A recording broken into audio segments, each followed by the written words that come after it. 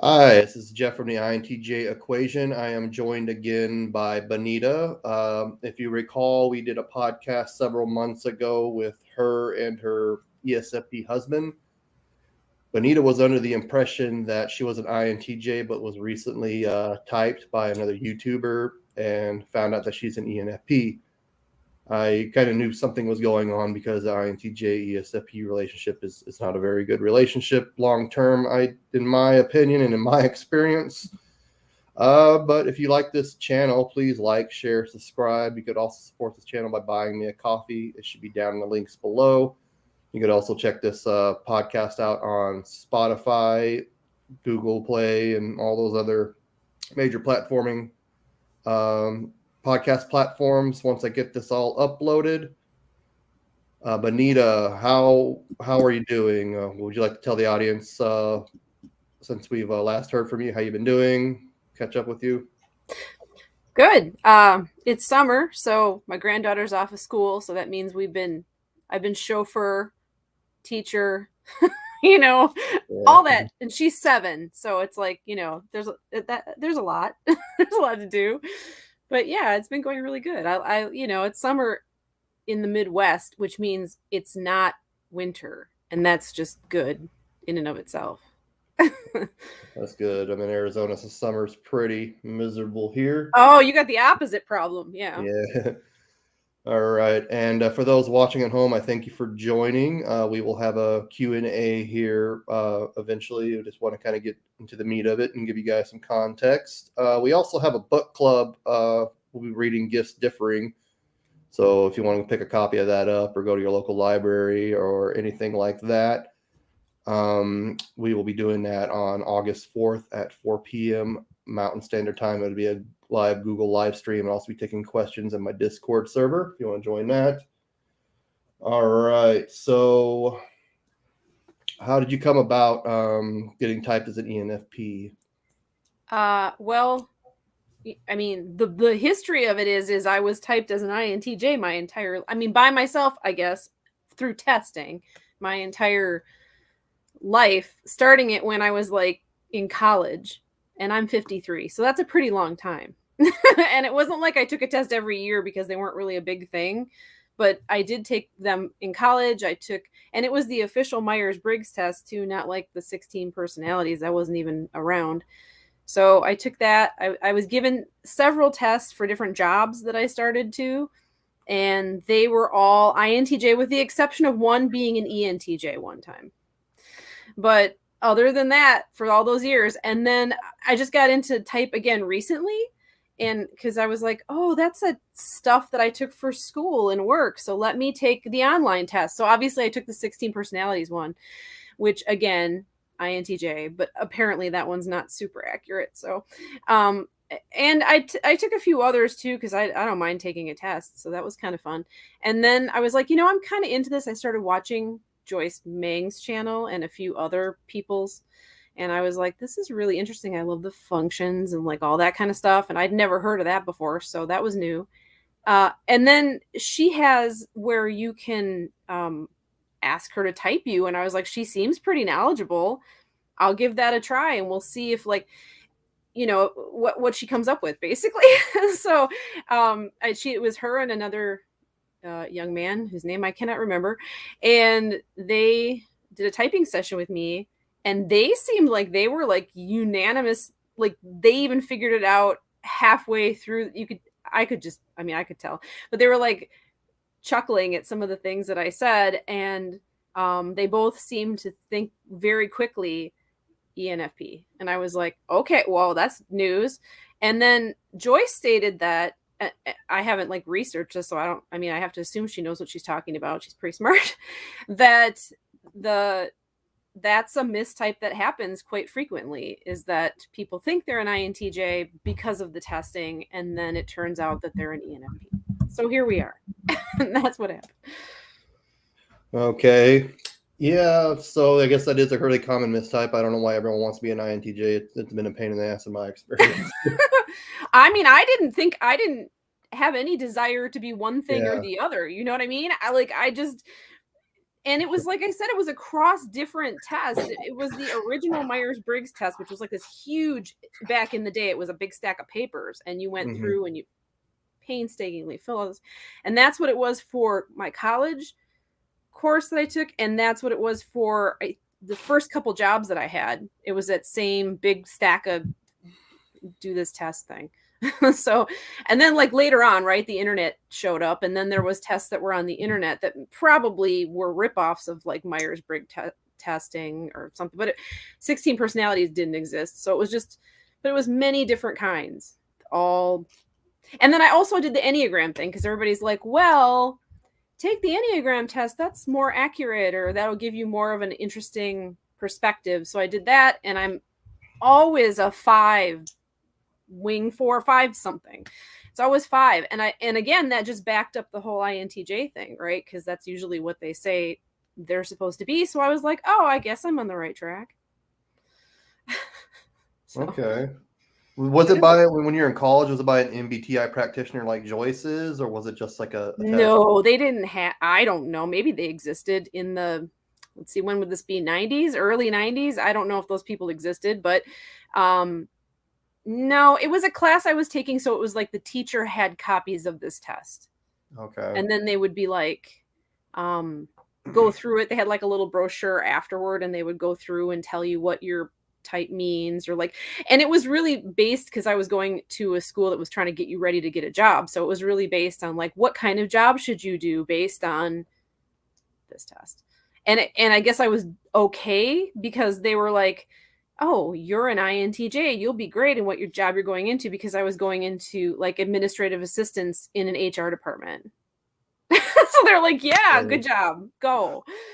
So that's not a job I'd see an INTJ doing, not really being in a that's what they, I mean, but it is handling, because you're an administrative assistant, so you're handling all the, you know, organization for the managers of that department. So okay, I guess they figured organization, you know, you can do that. So yeah, I mean, it worked out okay. I mean, I think I've worked, even when I was in college, I worked in an HR department. I've been in many different HR departments doing different jobs. And I think that if you want to talk about like what should have been a giveaway, a dead giveaway, maybe for going against a stereotype that an INTJ would have, would be that when I was in those jobs, I always started out like, you know, secretarial pools, how they look, where they're all in their little cubies and cubicles doing their thing. And then at some point, I always ended up getting pushed up to the front, so that I had to deal with people that walked in the door. They were like, here, you're nice, go over there. So then and it always bugged me, because I couldn't get as much work done, because I got a lot more interruptions, people coming up to me and talking and stuff. But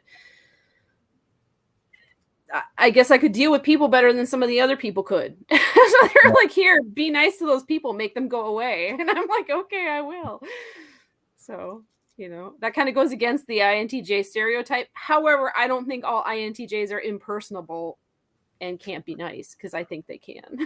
So like during your class or during your time when you're working, did you ever run into any other INTJs? What were some of the more common types that other people tested as? I still to this day do not know for sure what my ex-husband was, but we both took that test, and he was either an ENTJ, ESTJ, I don't know. It was some kind of TJ, and I know he was an extrovert. So that's all I can remember.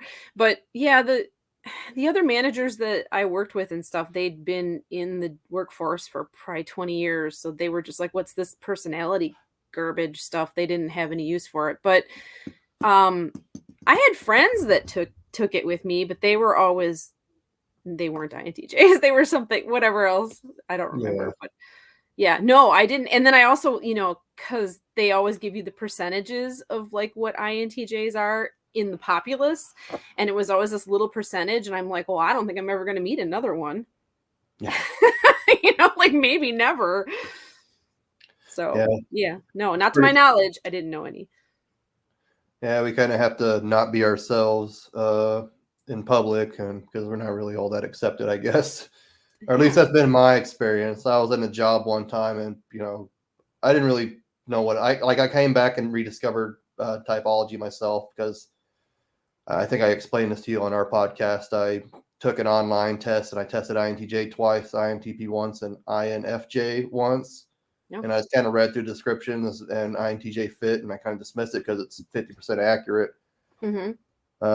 That's why I'm a huge critic against the MBTI. And recently I came back and rediscovered it, and actually took a deeper dive and found out the flaws of MBTI. And I think just a test is kind of not a good way to gauge it and type yourself or somebody else. Yeah.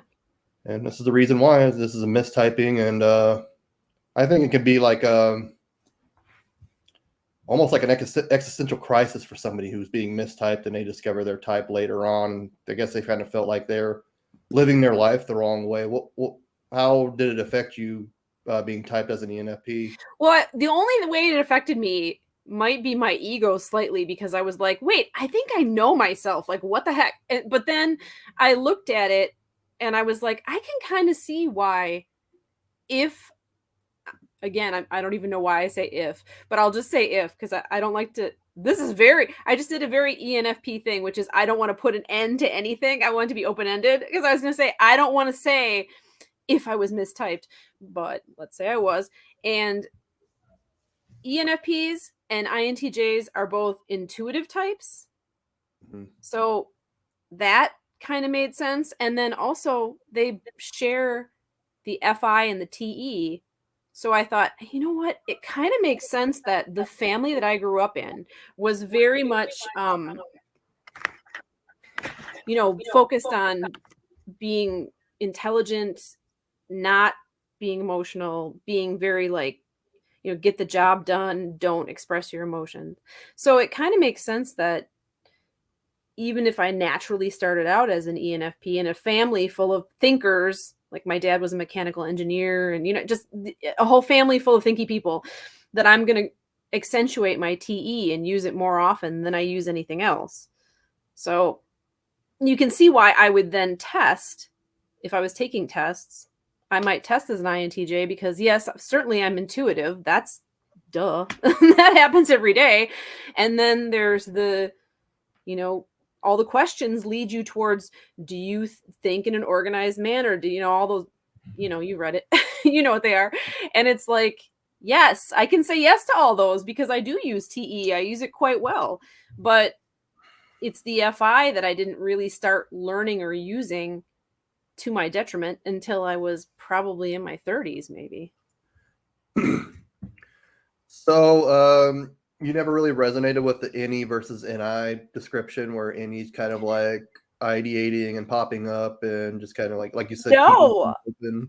no, that's what's really weird. But it's like, I think it's very difficult for people who are NI or people who are NE driven, or drivers, whatever you want to call those words. It's hard for you to probably be hard for you as an INTJ to describe what NI is like, because it's so something that you do so naturally. So the descriptions of NI are just like, what? Yeah. They're just kind of weird. And the descriptions of NE are a little bit more tangible, but they're also, I think I put the way my brain works, where it's like coming up with all these things, eventually TE, perhaps, and FI also funnel that down into kind of like one thing. And then it almost feels to me, and this is how I took it, as an NI inspiration.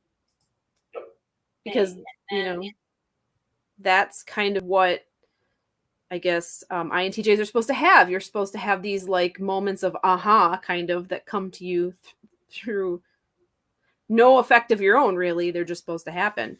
And I thought that's kind of what was happening, but I guess in the background, the NE was popping off, finding all these other connections between things, and then just kind of delivering me the information. And I was like, cool, that's my intuition. That's just how I thought it worked. Okay. So, like growing up as a kid, you're never kind of like, I know a lot of people, like especially like ENFPs, ENTPs, ESFJs, ESFPs, they get really hit hard with the label of ADHD. You never felt like you were ever, I mean, back in the day like that. Even when I was a kid, I wasn't really a thing like it is now. They just, passing out Ritalin like candy. They never Yeah. got in trouble for like not being able to sit still in school or pay attention or stay on topic or nothing like that. No, and I think a lot of it's different between males and females too, because I think boys get the ADHD and the girls it's more like ADD maybe. But no, everybody thought I was quiet and shy, Really? and I don't know. I mean, I liked school. I like reading a lot, and so, and I think it's also kind of, again, the way I grew up. I was taught children are to be seen, not heard. So I wasn't heard, I guess. But it was also like, I was the very, very youngest of a family of like, so all my siblings were late teenagers by the time I was born. So it was a family of grown-ups. So I came into a household full of grown people. So when I went to school, I knew how to relate to teachers and other grown-ups, because that's what they were like the age of my sisters and brothers. So I was like, I was good at that, so the teachers liked me. And I wasn't like super disruptive or whatever. I just sat there, I did what I was told to do, and was very polite and knew how to talk to grown-up people. So I don't know. And I never really felt like, I've never felt that kind of scattered, like I have friends who actually have ADD, female friends who have ADD, and they're always like not really telling me that I'm more organized than them, but they're just always like, well, it's easier for you because you're always so organized and you're on time and da da da. And I'm like, okay, I don't know. Again, I think that was just kind of drilled into me as a kid growing up in my family with my dad and mom. They were very much, my dad would say the bus is leaving, and then he would be in the car and he would leave without you if you weren't out there. Oh, really? So you get on time or you don't go. No. Yeah, it makes sense. I think upbringing is a huge thing, and I'm sure like when you're growing up, like the diet and stuff wasn't as bad. And you grew up in the Midwest on a farm too, right? No, that was my husband. Your husband, But okay. Suburbia, basically. So I grew up in, like a subdivision. But yeah, Subdivision. my Okay. parents were very strict about, oddly enough, that you mentioned that, because my mother was very strict about like what we ate, and she was kind of granola before granola was like a thing people could be like, kind of not like a hippie, but she ate tofu, and which was real weird for, I mean, the 80s or the early 80s, when she was like late 70s, early 80s, when I was like growing up and she was feeding me things. Like, like people really didn't get into that, but she ate kind of like the hipster girls do now. So, I mean, I guess I grew up eating healthy food. Yeah, I think that's just a huge proponent of it, and why people are just kind of like bouncing off the walls or depressed. I've been reading a lot about like intermittent fasting and talking to this guy, Saturn Affinity, who's going to be on the podcast as well. Student INFP guy, really cool guy. And yeah, I guess it just really affects your mood. And Yeah. because back then, like when you're a kid, even when I was a kid, you had like the hyperactive kids and they're bouncing off the walls and this and that. And I think ADHD is highly overdiagnosed, and I'm not trying to downplay those who struggle with it. But yeah, Yeah. was it like common as you see now? Like No. But like, I think it started when I was raising my kids. I was raising my kids in the 90s. And that's when I saw it a lot, where people were like, actually, two of my children got sent a note from the teacher or whatever, and then got sent to a psychologist to be tested. Neither one of them ended up having ADHD or ADD, but the teachers wanted them tested. And actually, my son, who by the way is an ENTP, and oh my God, is he the classic ENTP? If you ever seen them or heard of them, an example is when he was younger, I said, it's 9 o'clock, it's time for bed. He said, no, it's not, it's 8:59. That's Joe. But the teacher, because he does the thing which a lot of intuitive people tend to do, is they listen, but they don't always look like they're listening. So they thought he was zoning out or he wasn't paying attention. And that's just how he listens. He doesn't even look at me sometimes when I'm talking to him, but I fully know he's paying attention. But he'll do that, like they're like it's like they're absorbing what you're saying, but it's up here in their head. I mean, INTJs kind of have that issue as well. I think is where they're like listening to you, but they're just kind of like, and you're like, are you hearing me? Are we, So I think the teachers didn't get it. So he went to the psychiatrist, actually, and they evaluated him, and the psychiatrist had to laugh because my son was the only one who he's ever tested that thought the tests were fun and told him they were fun. And he liked it. And the guy's like, I don't think he's got ADD. He wanted to do more. So I think we're good. But yeah, no, that was a big deal at that time. There was a lot of kids, and a lot of my children's friends had medication, like they'd come over to our house or whatever, and they were on medication that they had to take. So yeah, I used to work with kids. I still do work with people with behavioral health and kids occasionally, but I just seen like how detrimental like those meds can be. I guess they can be beneficial for some people, but I've seen like, I guess one kid who was taking them, what's the popular one? Not Ritalin, but the other one, Adderall. Mm-hmm. And he ended up having surgery because it like just suppressed his appetite so much it caused a blockage in the intestine. And it's that's not good. Yeah. I heard it causes depression too. I don't know. I haven't like looked into it, but that's what my fear was, because I looked into it when they suggested it with my kids who then didn't need it. But of course I had to do the research, and they were like, and it said stuff about like it can cause suicidal thoughts or depression or something. And I'm like, oh my gosh, I don't want my kids to take that. But yeah, that's Western medicine. It's like the mass of problems, and the medicine that they give you causes other side effects, and they need to give you other medication for that. So It's just a downward spiral. They can make money doing that, so that works great. Yeah, that's pretty much what it is. Mm-hmm. Doctors get a little bit of that big pharma money there. Yeah. All right. So I know Andy isn't into, that's his name, right? Am I getting it right? Yep. No, you got it. Yep. Okay. Hey, I remembered something. Use my SI. How did he take the news? I know he's not really into typology, but he's like, oh, okay, whatever. Yeah, he didn't care. He's like, oh, okay. I mean, you're still you, so I don't really care. And I'm like, yeah, I am, as far as I know. But yeah, I just weirdly enough, it didn't like make me, oh my gosh, I don't know who I am. I just like, maybe it kind of did this, is it kind of made me think to myself, maybe, and I know you get flack if you say this in the MBTI community, but maybe we're all kind of on a spectrum and things can change in your life. And maybe type isn't solid and something that you are assigned like a number and then you are stuck with it. But maybe you can evolve slightly and learn things and become, I don't know, a more fulfilled person, and maybe not necessarily take on another type, but expand and use other functions. I know there's a lot of people that don't like that, and they're like, well, you're born whatever. But I mean, nature nurture, right? That's like a really old argument. Everybody's argued about, but that's the take. That's what it made me start thinking about, because I was like, I am different than I was when I was in my 20s. God, I hope so. And so like my personality has evolved and changed. Even, I give this example, even a friend I had in high school, we hooked up again, met each other, went out to lunch or something. And it was while I was raising my little kids. And she was like, you're so much more outgoing than you were in high school. You were like a recluse. And like, you're like talking to the waitress and stuff. What the heck?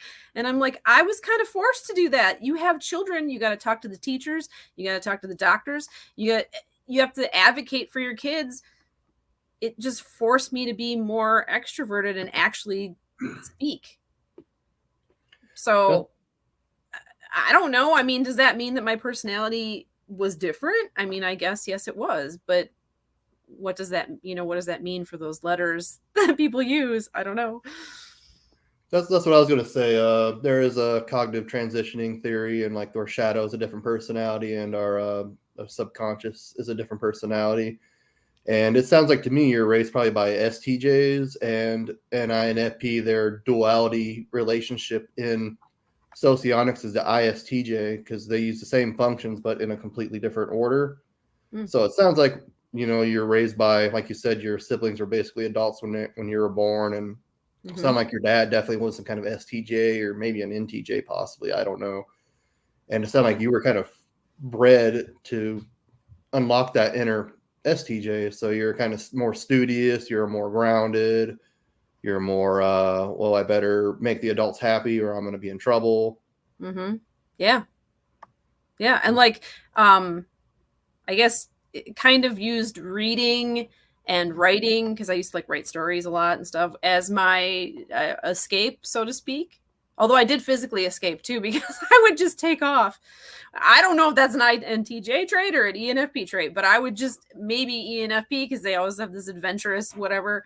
But I would like pack a lunch for myself and just take off. Like I would say goodbye to my parents. I wouldn't just disappear, but I'd be like, I'm going to go on a little hike and then just go up into like, we had like a lot of farms around us and stuff. So I would just go up through the farms and walk around and sit up there and eat my lunch and hope my parents didn't want to come find me at all so I could get out of doing chores. But, so like, yeah, those were my escapes, was like reading, writing stories, or just like literal escape from, because my parents always had projects all the time, which again, very TE, I guess, but maybe some S too, because you have to be able to make that into the real thing. But they had projects. They were always doing stuff in the yard they wanted me to do with them. They'd reconfigure the entire yard and get it done in a weekend. They had a lot going on all the time, and they wanted me to be a part of it. And a lot of the time I didn't want to be. I just wanted to sit and read a book. Like I didn't want to, or hang out with a friend. I didn't really want to, like, do all this physical work, be slave labor all weekend. No, thank you. So yeah, I try to get out of it. And I know you're probably you're 53, I think you said. So you're about 15 years older than me. Even when I was a kid, your parents were a lot less hesitant just to smack you if you're out of line. And I don't know if you ever got like spankings or whatever. No, weirdly enough, I did not. And my sisters and my brothers probably hate me for that, because they did. But by the time I came around, my dad was 50, my mom was 40 when I was born. So they were like, that didn't work. So we're not going to do that anymore. Okay. However, that doesn't, that doesn't stop your parents from being who they are. And my dad, not to put it unnicely, as my sisters would say, they would say he was an asshole. And then to put it not nicely about my mother, she was the B word, according to my sisters. So, again, I grew up in like almost a different family from them, but I would say I kind of agree with them, because my dad was very overbearing, was very like, you were not allowed to speak while you were eating dinner. He was the only one that was allowed to speak. And if you spoke, he would bang his fist on the table, and you just had to sit there quietly, because he was the only one that was allowed to tell stories of his day or whatever was going on.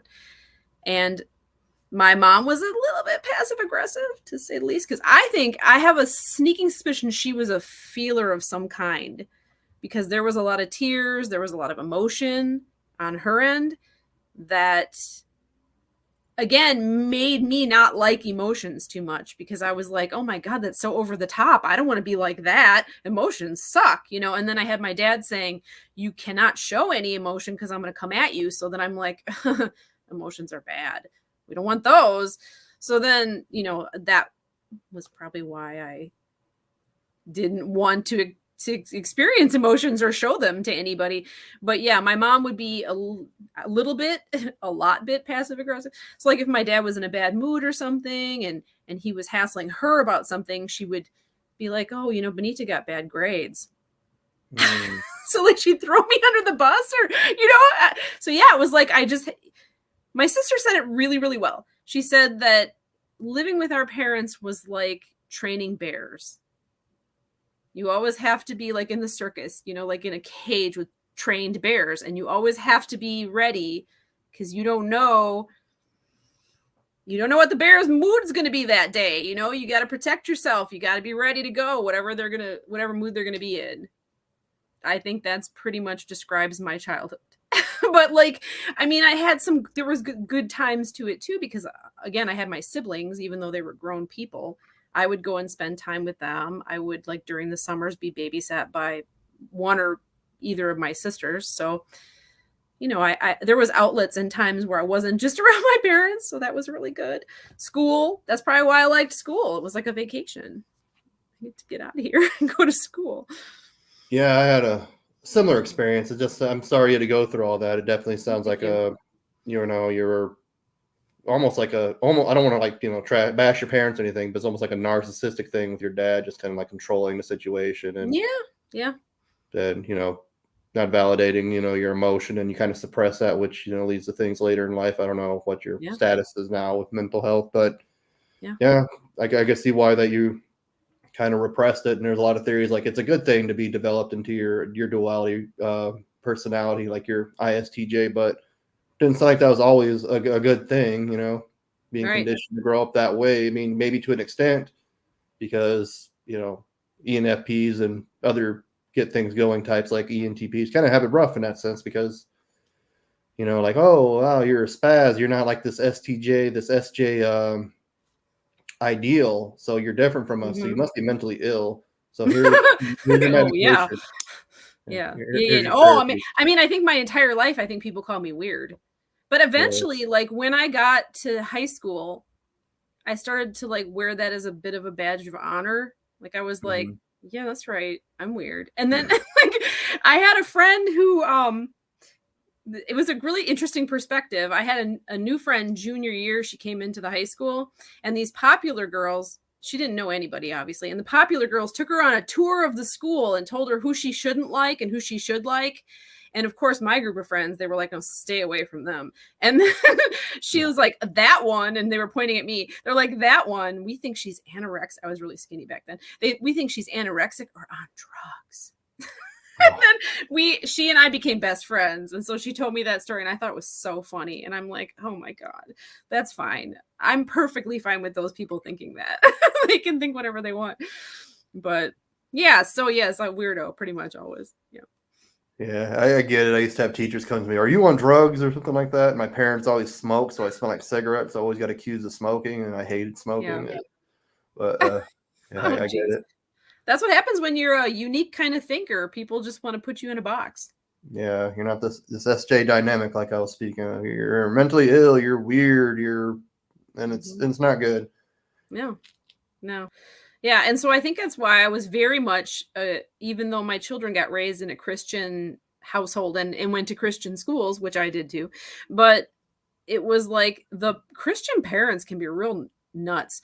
And so, just to put it nicely, and some of the other parents were always like, they were against my kids watching, or any kids watching, Harry Potter movies. They were against SpongeBob for some reason, came under fire. I don't remember why, but I was like, why am I going to tell my kids they can't watch this stuff? That's like their children. Right now, I'm going to tell them exactly what they can and cannot do. And then when they get older, what are they going to do? I'd rather have them watch it and then, like, ask me questions. We can talk about Harry Potter, but I'm not going to tell them they can't, like a kid's book. Like Harry Potter was kids' books too. So I'm like, really? Because they were worried about the spells, and that's one step closer to Satanism. I'm like, come on. I don't think so. I had this INTP friend growing up. His mom burned his Ninja Turtle sheets because they were ninjas and they used chi. Or chi. Chi, technically. Oh my gosh, that's crazy. Yes, no, that's true, because my sisters for a while were really into like a very, very strict Baptist church. And my nephews came over and broke a bunch of my record albums because it was the devil's music. I'm like, don't let them in my room anymore, please. Because I don't want my stuff broken. But yeah, it's crazy. Like a lot of INTJs and INTPs were metalheads growing up, and he was always trying to hide his music from his mom and stuff like that, afraid that she would do something similar, break his CDs. Yes. Or something. Because there's backward masking in that music, and we all know that the devil's going to speak to him through it. So Yeah, because we listen to it forward and we can't hear that message, but we're going to hear it anyway. So yeah. Right. Yeah, that was the line. Yeah, that's what they said. Yeah. But the thing I gotta say about my parents that was kind of cool though is as strict as they were maybe because they were older and they were out of touch. I don't know, but they weren't strict with me about like what movies I saw or what I consumed, like what I read. They didn't really care about that. I guess they figured, you know what, she's there. I mean, at that age, if I had it, which I am, I'm raising my granddaughter, and I'm like that with her too. Like, I guess you get a perspective when you're in your 50s of like, you know, what's the worst that could happen? It's a kid. She's gonna read something. And then she'll come to me and be like, "What does this say?" And then we'll have a conversation. I don't know. They didn't care about that. They cared about chores and stuff. They cared about, you know, you can't leave to go have fun before you finish a job, but they didn't care what I was reading or looking at. So that was good. Yeah, back then, even when I was a kid, it just things weren't that bad. I remember The Simpsons came out like in '89 or '90, and that was edgy, and people were like, "Oh my god," freaking out. But now that's The Simpsons. Like I see little kids watching it, and not really adults because it hasn't been funny in like 25 years, anyways. But yeah, that's true. Yeah, no, I worry more about like, and maybe this is just old person worry, but I worry more about my granddaughter watching YouTube videos unsupervised because you can like click on some pretty nasty stuff. So I'm just like, even YouTube Kids is even kind of weird. Whatever. But I do let her watch some of it. It's just like if you're gonna go on YouTube, we have to watch it together. I mean, she's 7, so that makes sense anyway. But and then like, all the other moms are talking about getting their kids phones, and I'm like, a phone at 7? Who's she gonna call at 7? She doesn't need a phone, and I don't want her to be on more technology anyway. So then that's that dialogue now I'm having, which is weird to be having when you're in your 50s about a child, but that's what we're doing. Okay, I want to switch gears here a little bit and take questions from the audience. So if you have any questions, just type it here in the comments. But while we're doing that, we can further discuss things as well. So you do see some benefit to your parents raising you that way as well. Did you ever like struggle with any like depression or anxiety or anything like that? Yeah, I think depression, but also that runs pretty deep in my family. So I'd like, imagine. my dad so weird how different my siblings' family was than mine. But prior to me, my dad was an alcoholic. I mean, a practicing alcoholic. I don't think that ever goes away, but he was a alcoholic, and my mom drank. They both smoked, and then at some point that all went away because I don't remember us ever having liquor in the house. But my dad did have depression pretty bad. I guess he also had what they used to call a breakdown. So that's like a depressive break, basically. So he didn't work for like almost a year because he was so depressed. So I mean, there's a lot of that genetically that's just in my family. So yes. I don't think anxiety, not so much. Especially now that I'm no longer married to my ex-husband, not Andy, the one before him. Yeah. because like what you said about my dad possibly being a narcissist very much might make sense, because my ex-husband kind of was too, in that same like controlling, I'm going to tell everybody what to do. I've got, so that kind of makes sense. But and so I was depressed and anxious when I was with him, but I'm less depressed and anxious now. So maybe that was just situational. I don't know. But depression is one of the things I got to kind of watch out for, because yeah, both sides of my mom's family, my dad's family kind of runs in both. And having siblings so much older than you, almost like an adult or like a parent, really, was there any like intuitives in your family that you kind of like look up to and like, wow, Mm-hmm. I can actually talk to this person, have a conversation with, or someone that kind of like Yeah. guided you, or Yeah, I think my oldest sister was and is like that. Both my parents have died, so they're not even in my life anymore, obviously. But my two sisters are. They live somewhat closer ish to me, and one of them I'm closer to than the other one. I mean, that kind of happens, but yes, she's very much like that. Like we both, again, maybe this should have been a red flag that I'm not an INTJ. I don't know how INTJs are about this, but I thought I was one, and I thought we were good at it. Is picking up people's vibes. Like my sister and I will be together somewhere, and we'll meet somebody for the first time, and we'll talk to them, and they'll like walk away, and all we have to do is look at each other, and it'll be like, he's a weirdo. Like, just you get this weird sense from somebody, and she gets it too, and so we both get it, and then we like give each other like, oh my god, and don't talk to that guy. But so yeah, again, I thought that was just the intuition that INTJs have, but perhaps it was the intuition that ENFPs have. I don't know. But yes, we usually are on the same page, kind of, and we do talk quite often and share our weird. She was also very strange growing up, I guess, because she had the same experience I did of people thinking, oh, she's so weird, she doesn't like, and also different. Again, INTJs probably have this too, where we like things, our tastes, like in what we're reading or what we want to watch, is just a little bit different maybe than everybody else's. So she's always like, her whole adult life, she's loved like fictional books based on dragons. I mean, that's a little out there. That's like her own little niche. So, I liked that because it was like, oh, I have my own weird stuff too. So it was cool. You know what type she was or is? I have no idea. You know what?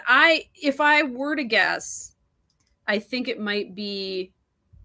She's got to be an INFJ or ENFJ, some kind of thing like that, because she cares so much what the tribe feels like and what everybody feels. I don't care, but she cares. That's how I know I don't have the FE. Whatever that. At least I had that part right. As an INTJ or an ENFP, I don't have that.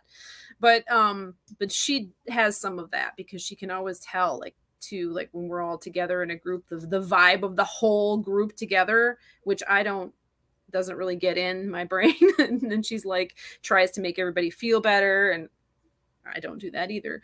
So yeah, I think that INFJ, ENFJ, I don't know, one of those.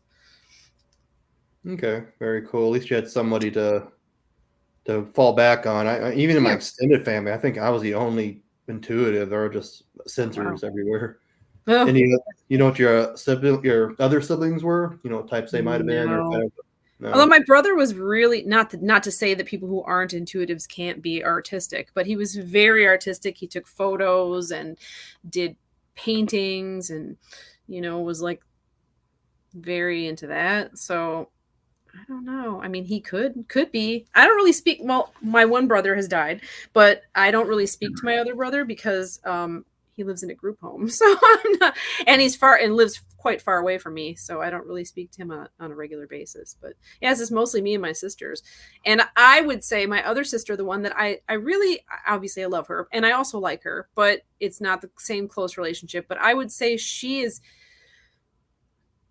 I mean, even if I could just guess, I'd say she's like an ESFP or something.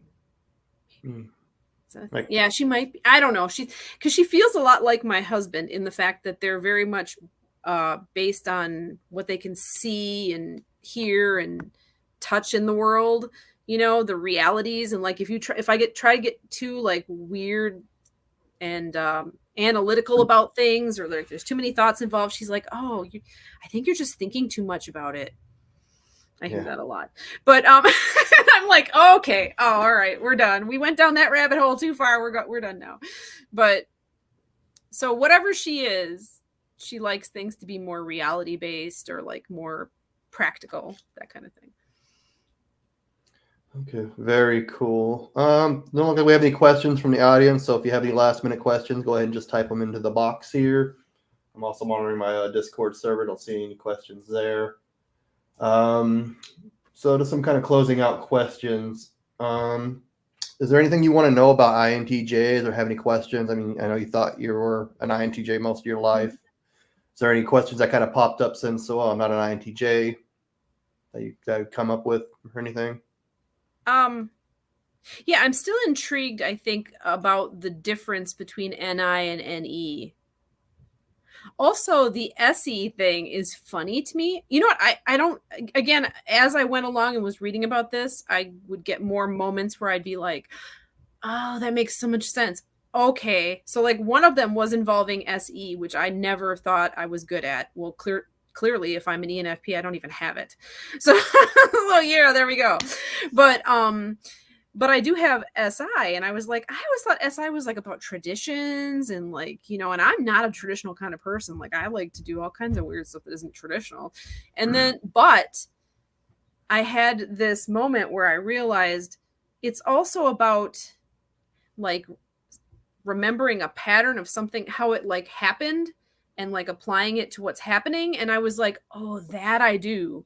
That I absolutely do. And I do it like when I have any kind of job that I've had to do, I got the pattern or how it's supposed to go pretty quickly, which again, people like when you're working, you know, but I figured it out, and I like improved on it when I did it again. And when I did it again, I improved on it. And I was like, oh, that's how that is. That's SI. Okay, I get it. Because I thought when I read more about it, it made more sense.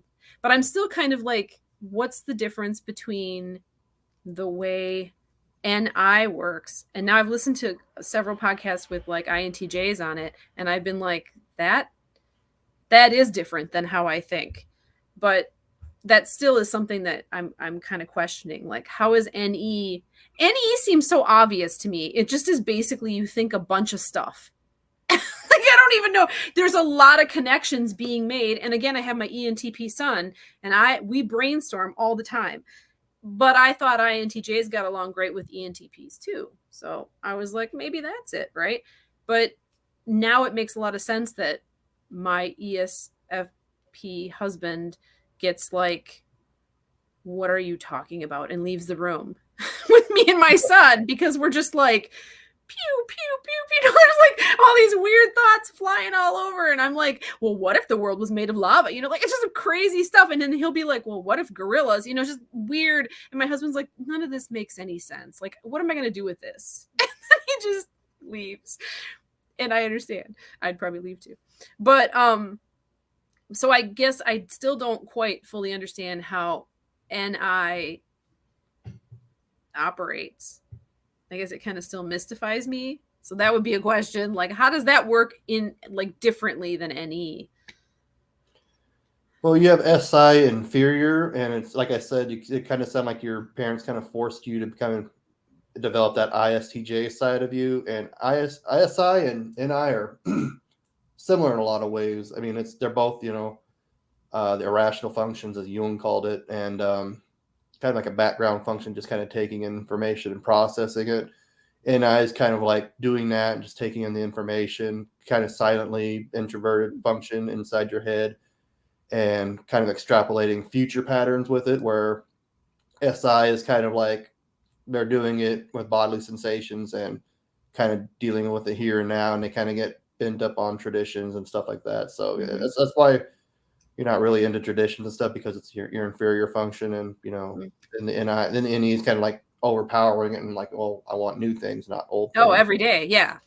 Yeah. Yeah. So no, yeah. And I like, and then I thought about it too, is I was like, all the classes, like for example, I'll take a class in just about anything I'm interested in. And like recently I've been taking tarot card classes.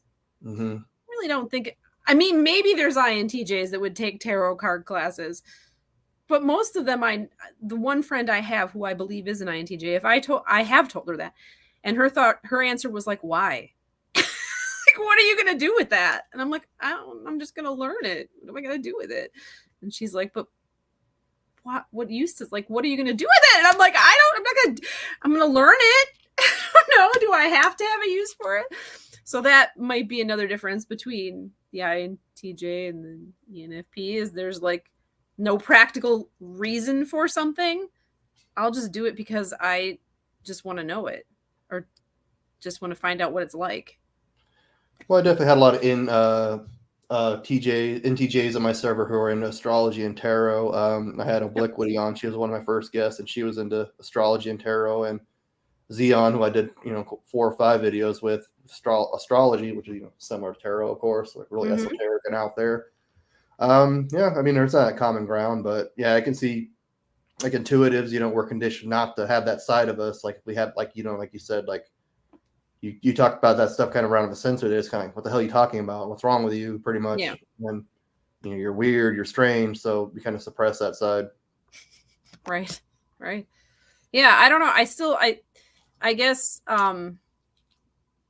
maybe you don't see, this would probably be something that would determine a difference between an INTJ, ENFP. Like probably to you, maybe not, but probably to you, extroverted intuition seems weird, or like, what's that like? You know, so that would probably shows that I understand, but the NI is still kind of confusing to me, and that would make sense if I'm an ENFP. See, there you go. There's my logic.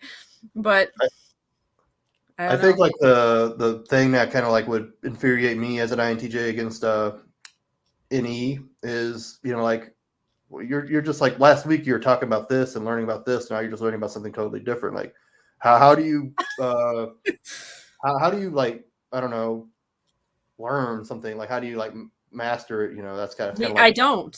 yeah. That is the answer. Like I don't. But here's the weird thing: is it's like even if I don't master something, for some reason, the bits and pieces that I picked up of that thing always come into play again. And I have a friend who's an ENFP, and this is one of her famous sayings. And I didn't realize how much it would affect my life, but it really did. She said, everything she goes through prepares her for the next thing she's going to go through. I mean, she was Mm-hmm. taking it in a kind of a negative way. I mean, you know, like if you go through something bad, you'll be ready for something bad. But to me, it's like everything that I learn, even the little pieces, connect. And that's another thing I related to with ENFPs is the connections between things. It connects to something else I'm going to learn in the future, or something I'm going to need to like help somebody, to like, you know, whatever. They always seem to pop up. It'll be like, oh, I mean, just even recently, my granddaughter needed a new project to do. It's summertime. And one of my friends was like, hey, there's this person that sells these ceramic things. Your granddaughter might want to paint them. And I'm like, cool, where is this person? Turns out she's right near the lady that I'm visiting, who's a friend of mine who's going through some problems. Cool, I'll stop by. I stopped by and talked to the lady who does the ceramic things, and she's like, oh, we really need more people to come out here. We'd love to have groups come out and paint things. The one of the people I know runs the Girl Scout troop, and she was just talking about needing a program for the Girl Scouts to do, and I'm like, look at how this worked. Like, you know, all these weird connections, just I don't know, they just seem to happen, and cool. And I'm like happy with that. That's good. Oh, and I was going to ask you though, this is the other question just popped into my head. Speaking of making connections, I was going to ask, what if you do not really agree so much, or getting to not agree with the MBTI letters, or like the way they have it set up? Do you have another system that you're interested in, or that you've been like studying? Yeah, let's hold that thought real quick. We do have a question from an audience Oh, okay, member. cool. Hassan asked, how does an ENFP socialize working? How does ENFP socializing work? Well, pretty easily. Pretty easily. This is another thing I was questioning when people were like, you're an INTJ, you're not supposed to really like walking up to people and talking to them. And I guess I struggled with that when I was like a preteen, or maybe a teenager. Again, I grew up with grown-ups, so I thought it was just that's what I was good at. But I'm almost always the first person to walk up to somebody in a group, or like the other moms at school, and be like, hey, my granddaughter likes playing with your kid at recess. Do you want to set up a play date? And then we end up talking, we become friends. So acquaintances and friends is not hard. And that's usually how I socialize. I'll walk up to random people I don't even know. If they're doing something cool, or they got like a cute dog, or I don't know, whatever. And I'll just walk up to them and be like, you know, hi. And my husband and I attract people like crazy. Like we'll be out somewhere, and it must be the energy we have or something. I mean, ESFPs, people love them anyways, but like we're just out restaurant, and the waitress will come over, start talking to us, and we'll her whole life story. By the time we leave, we know her and her children and her parents and everything about this person. And then my husband and I are always like, but can we get our food? You know, because like we just talked to you for 20 minutes. It's been great, but can we get our food now? But yeah, so that's the easy part. Socializing is pretty much the easy part. Okay. Thank you, Hassan, for the question. And go back to what we were talking about. I resonate most with John Beebe. I have the book actually right here, just kind of thumbing through it, writing an article. It looks weird because of the green screen. Energy patterns and psychological type. It's the 8-function model where we have we use all 8 functions rather than the MBTI where they say we use 4, and it's the shadow and basically how it comes up negative in our psyche basically. And also, I think it's good to cross test it. Like Linda Barron's interaction styles. I read about socionics, which is Russian typology, basically the spin on Jung's work and Russian slant. David Kiersey, Stephen Montgomery, Dario Nardi, and I try to form my own opinions, of course. I think it's good to check one system against another, and because not one person has all the answers. Yeah, that's true. All right. Is there anything you'd like others to know about ENFP since you're a newly discovered ENFP or yourself? We can pass as INTJs for almost 50 years. Not when somebody really knows what to look for, but on the test we can. But that goes to the point that there probably are a lot of INTJs on the internet saying they're INTJs that might not be, probably. And also that, ENFPs according now I'm learning, I didn't even know this before because I didn't read about them, but they're supposed to have this like weird, like unicorn sparkly, oh my God, attitude. And like, I don't have that at all. Again, that might have something people like to say that has more to do with your Enneagram than not. And mine is 5 wing 4. I don't think you're going to get a sparkly unicorn, but, but it's like, I guess I want people to know that ENFPs can be pretty serious, studious, read a lot of, pretty deep stuff and not be like, oh my gosh, I'm just going to go party and find an adventure. That's not really any of the ones I've met. So don't go by whatever stereotypes you see online, basically. All right. Very cool. Last question I have for you. 3 book recommendations you have. Doesn't have to be typology related. Okay. Actually, weirdly enough, one of them is because I just bought it the other day and I've been reading part of it. It's a Dario Nardi book. It's the 8 Keys to Self-Leadership. Started reading that one. And this is a fictional one I've been reading for a while. It's a hard read and I'm a good reader. So I was like, oh Lord, but it's really good. And I don't want to stop reading it, but it's not an easy read because the way she writes is so like, we go back in the past, we go to the front forward in the future. And then all this stuff about India, because it's based in India and Muslims. And I'm just like, and all the words, I don't know these Indian words and I got to stop and look stuff up, but I'm sticking to it because I really like it so far. It's called The Ministry of Utmost Happiness. Can't see it. Well, whatever, you get the idea. There you go. It's really good. And but if you like a challenge, that's what it's gonna be. And then this one is, I bought this on a whim and I've read part of it already and I just love it. But it's like, it seems so odd. Oh, it looks, I guess it cost me $1. But it's Building a Business with a Beat. And it's about the lady who developed, designed, created whatever jazzercise. Yeah. I was like, why? But like, because I was like, jazzercise, is that still a thing? And it is. And then I was like, I don't know. It was on my radar because when I used to clean the schools, one of the teachers was really into jazzercise and I couldn't believe that people still did it. And so I was like, I should look that up and see if there's any videos of it. I found a really fun 80s video where they're like wearing the 80s leggings and the whole, oh my gosh, it's hilarious. And then I was like, what is it? Okay, this lady's intriguing. And so I looked her up online and she did this whole book and it's great. It's got business models in it. I mean, an INTJ might even like this book. No, it's got like how she began her business and how she integrated her dance and all these other things and all the things that she learned in dance, like keeping centered and then going out from there to do your different business strategies.